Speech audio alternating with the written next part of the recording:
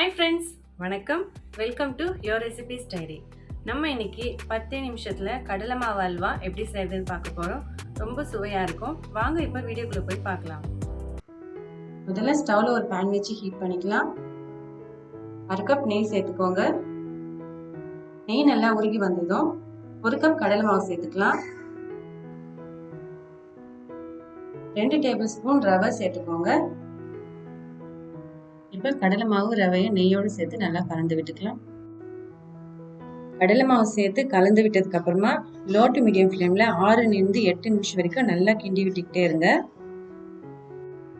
இப்போ பாருங்க, 6 நிமிஷம் தொடர்ந்து கிண்டி விட்டதுக்கு அப்புறமா கடலை மாவு நல்ல கலர் சேஞ்ச் ஆயிருக்கு.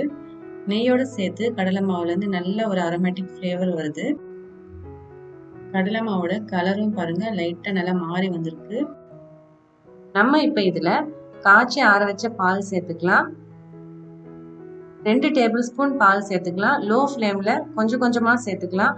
முதல்ல நான் 1 டேபிள் ஸ்பூன் பால் சேர்த்துட்டு நல்லா மிக்ஸ் பண்ணி விட்டுக்கிறேன்.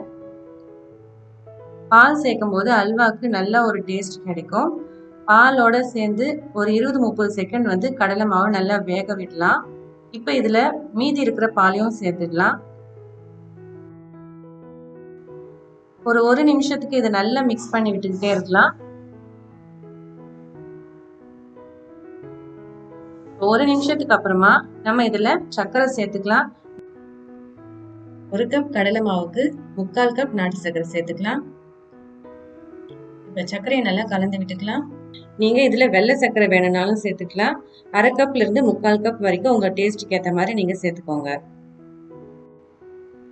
லோ டு மீடியம் ஃப்ளேம்ல ஒரு 2 நிமிஷம் இந்த சர்க்கரை நல்லா கேரமலைஸ் ஆகுற வரைக்கும் நல்லா இதை கிண்டி விடுங்க. நீங்க சர்க்கரை சேர்க்கறதுக்கு முன்னாடியே ஒரு பவுல்ல 1 கப் கடலை மாவுக்கு 1 கப் தண்ணி நல்லா கொதிக்க வச்சு எடுத்துக்கோங்க. இப்ப நம்ம சர்க்கரை நல்லா கேரமலைஸ் ஆனதுக்கு அப்புறமா இதுல அந்த சூடான தண்ணி சேர்த்துக்கலாம். ஒரே டைம் சேர்க்காம கொஞ்சம் கொஞ்சமா சேர்த்துக்கலாம். முதல்ல ஒரு 1/4 கப் தண்ணி சேர்த்து இதை நல்லா மிக்ஸ் பண்ணி விட்டுக்கலாம். அல்வா நல்லா இந்த தண்ணியை உறிஞ்சுற வரைக்கும் நல்லா மிக்ஸ் பண்ணி விட்டுக்கலாம்.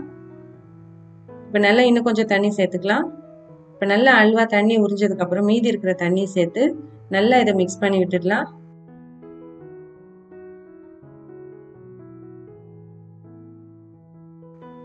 இப்போ பாருங்க, நம்ம நல்லா கொதிக்க வச்ச தண்ணி சேர்த்ததுமே அல்வா ஃபுல்லா நல்லா இந்த தண்ணியை உறிஞ்சிடுச்சு.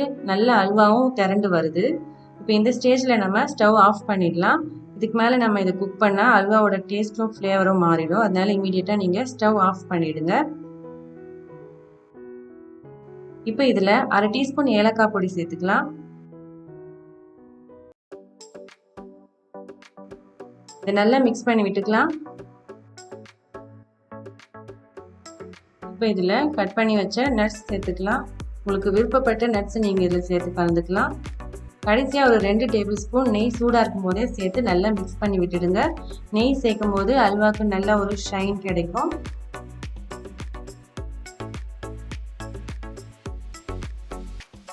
அவ்வளோதான் ஃப்ரெண்ட்ஸ், ரொம்ப சுவையான கடலை மாவு அல்வா ரெடி ஆயிடுச்சு.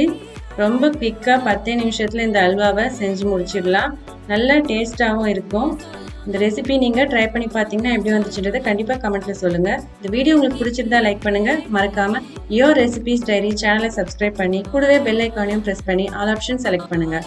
அப்போ தான் நான் போடுற ரெசிபிஸோட லேட்டஸ்ட் அப்டேட்ஸ் உங்களுக்கு கிடைக்கும். தேங்க்யூ. பாய் பாய்.